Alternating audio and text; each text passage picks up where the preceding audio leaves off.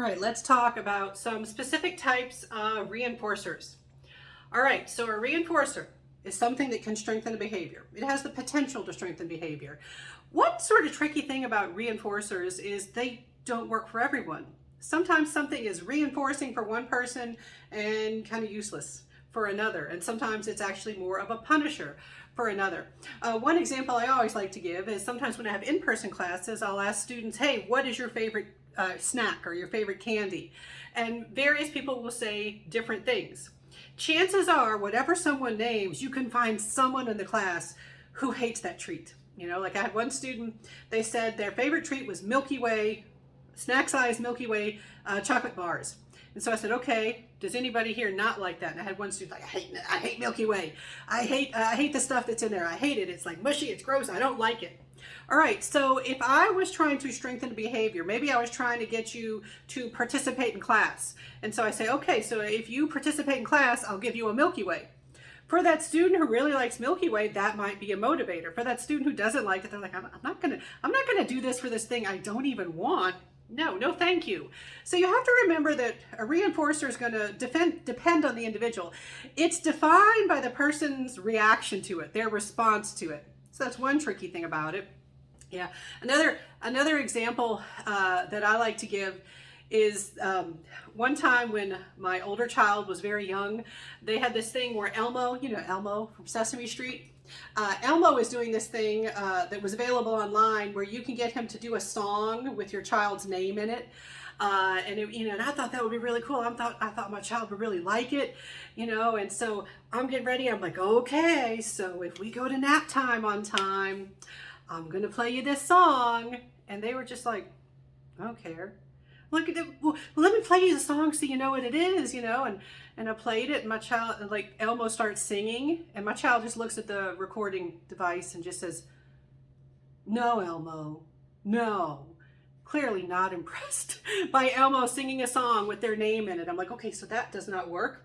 Have to think of something else to motivate this child. All right, so reinforcers do depend on the individual.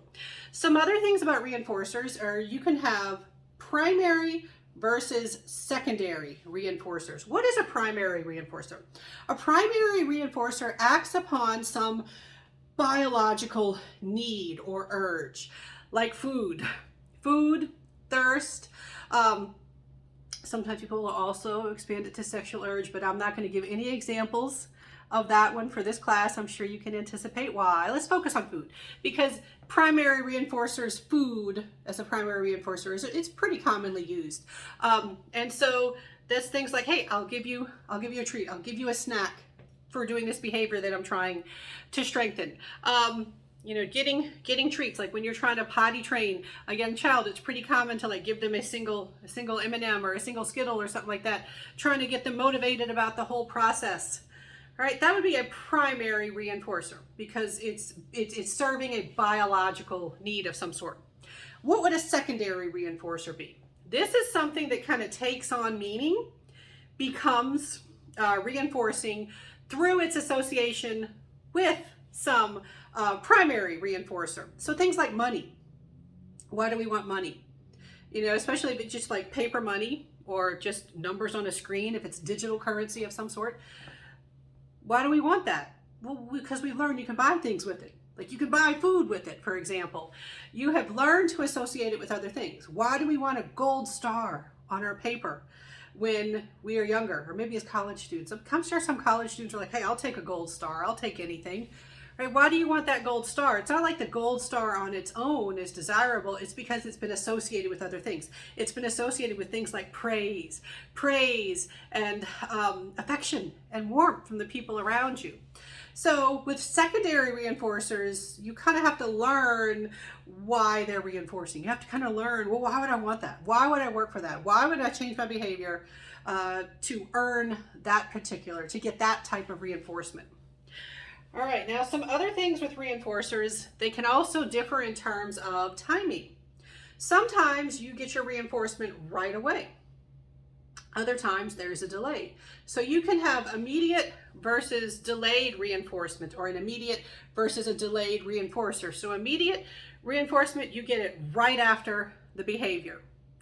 Delayed reinforcement, there is some delay. There may be a chance for you to not quite remember why you're even getting it in the first place. And so sometimes the effect of a reinforcer will depend on how quickly you actually get, how much in time it is linked, it is associated with that behavior that you're trying to strengthen.